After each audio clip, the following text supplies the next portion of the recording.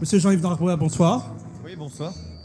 La première question, c'est Synthesis a lieu aujourd'hui, se passe sur 3 jours. Ça fait 8 ans que ça existe, donc c'est sa 8e édition. La question qui me vient à l'esprit, c'est pourquoi avoir créé Synthesis? En fait, j'ai créé Synthesis parce que pour voir de l'image de synthèse, pour rencontrer des gens qui sont des concepteurs, soit de logiciels, soit de films ou autres, vous devez vous envoyer Imagina à raison de 5500 francs français l'entrée, ou aller au SIGGRAPH, mais en tout cas, c'était relativement toujours onéreux. Et moi, j'estimais que payer pour apprendre, en tout cas de l'imagerie, je trouvais ça un peu surfait. Donc, faire un petit salon qui était à 60 000 francs français pour une journée, 60 francs français, pardon, pour une journée, je trouvais ça quand même franchement plus accessible, quoi. Jean-Yves Darbois, est-ce que tu peux te présenter pour les gens qui ne te connaissent pas? Parce que moi, je te mets plusieurs étiquettes. Est-ce que tu peux les donner brièvement? Oui, bien sûr. En fait, allez, écoutez, je suis formateur dans différentes écoles. Je fais de la conception aussi d'images et j'essaye surtout de nouer des liens avec les entreprises, les pouvoirs économiques et les pouvoirs publics en leur montrant que c'est possible et qu'il y a vraiment un savoir-faire qui soit régional ou qui soit international et que ces gens-là sont vraiment à la recherche, j'essaie d'étendre leur société. Donc en fait, mon profil, c'est un tiers, de la production, un tiers de l'enseignement et un tiers qui sert à en faire de maillon manquant, qui sert de maillon manquant entre deux domaines, le domaine économique et le domaine de recherche ou d'image. J'ai à mes côtés ce soir Pierre. Pierre, bonsoir. Bonsoir. Oui, Jean-Yves, il y a d'autres festivals d'images de synthèse, plus ou moins prestigieux, je sais pas moi, celui d'Annecy, Imagina. Alors, est-ce que celui le tien, Synthesis, a une position particulière, une originalité qui marque sa place? Oui, par tout à rapport aux fait. autres? En fait, par rapport à déjà la dénomination festival, je dirais que plutôt c'est un événement, c'est une rencontre. On n'a pas la prétention de vouloir être un festival, on essaye en fait d'être entre guillemets même le reflet des autres. Exemple, on a ici pour les gens gratuitement, on leur montre l'Electronic Theater qui est en fait donc la sélection du SIGGRAPH, qui est un festival on ne peut plus reconnu.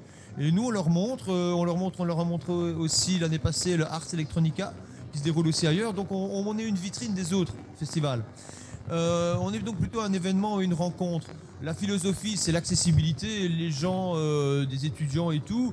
Ici, par exemple, le directeur général d'ILM va octroyer une demi-heure à 40 minutes pour discuter. Il va rentrer parmi le public et discuter autour d'une bière belge. Et franchement, c'est plutôt ça la philo de Synthesis. D'accord. Jean-Yves, tu es un homme de l'art, tu connais tout, tu as tout pratiqué, tu continues à te former sur toutes sortes d'outils, puis il y en a plein partout ici, des interfaces, des outils. Est-ce qu'on pourrait parler un peu bidouille?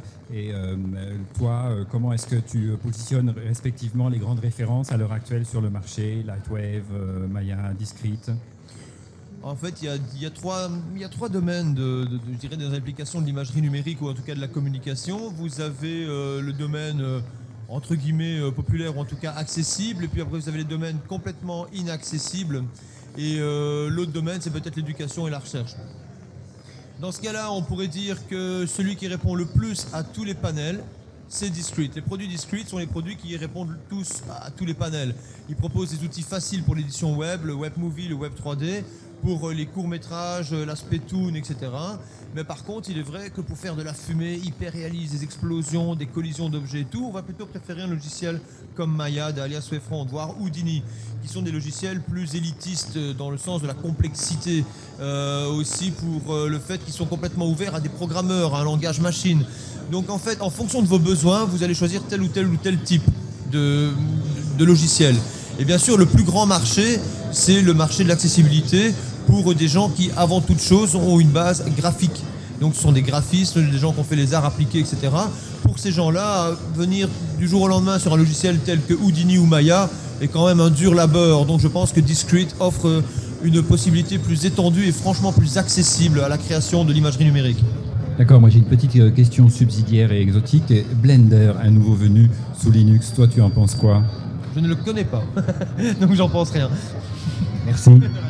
Pour rejoindre un peu Pierre, aujourd'hui c'est une journée réservée aux professionnels.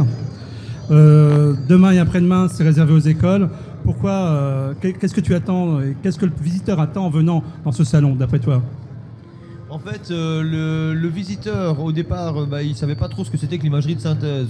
Pour eux, c'était très bien plutôt Jurassic. Après, il a fallu attendre un peu Toy Story pour que les parents disent « Ah bah tout compte fait, c'est chouette » et que les gosses soient amusés. Et en fait, ce n'est qu'une toute petite partie de l'iceberg de l'infographie et de l'imagerie de synthèse. Les gens oublient par exemple que si je prends le cas d'un terminal distributeur de banque, vous avez de l'image de synthèse. Que si je prends le cas de trucage invisible ou même de la météo, c'est de l'imagerie de synthèse. Et les gens ici découvrent ce panel et disent « Mais attendez, donc tout compte fait, je peux avoir aussi du boulot là-dedans ?» Je dis « Oui, c'est tout à fait possible. » Donc en fait, le public, au départ, il venait en ne sachant pas ce que c'était, en étant le grand tabou de l'imagerie de synthèse. Et il a fallu quand même un peu les nourrir en leur proposant des gens comme ILM ou autres, bien sûr. Mais quelqu'un qui ne sait pas où faire ses études, ici a différents panels, aussi bien pour le compositing vidéo, tous les effets temps réel, aussi bien pour les gens qui veulent faire que de la narration 3D, que des effets, que du site web, que de la programmation et ce genre de choses. Et tout ça fait partie de la grande famille de l'infographie. Sans parler en plus de l'architecture, de l'engineering, de l'imagerie médicale. Donc en fait, les gens disent « Waouh, c'est tout ça l'infographie ». Et en fait, ça sert à ça. Donc ça sert en fait à faire des étincelles et après à ouvrir les yeux aux gens. Dernière petite question, après on passera à un petit film. Aujourd'hui, tu es là avec nous. Au mois d'août, tu vas partir aux États-Unis pour te former. Est-ce qu'en Europe, il n'y a pas de plateforme pour se former et pourquoi? Si c'est ma question. Mais en fait, parce que les logiciels sont développés aux États-Unis, que les gens qui font de la recherche avant de les commercialiser, ils sont aux États-Unis. Et pour moi, être prêt avec mon propre apprentissage et ma propre philo, pour être prêt à la rentrée scolaire, pour être prêt aussi pour les entreprises, quand ce logiciel va sortir commercialement en Europe, j'ai tout intérêt à d'abord aller aux États-Unis, afin d'être prêt en même temps que le logiciel. Alors pourquoi je dis de le reformater à la philo européenne? Parce que les logiciels et les démos, généralement les Américains, c'est toujours du rentre-dedans. C'est des fumées, ce sont des effets, des explosions, des robots, des bazars et des machins. Mais il n'y a rien grand-chose par rapport à l'aspect pictural ou à la culture qu'on a en Europe, sur la lumière, le cadrage, la photo et autres.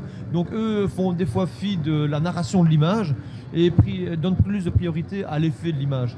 Et donc tout ça, je dois rebalancer pour répondre aussi à la demande. Quand j'ai des gens qui me parlent de photos ou de grains de l'image, etc. en Europe, ce n'est pas du tout le genre de formation qu'on reçoit aux États-Unis.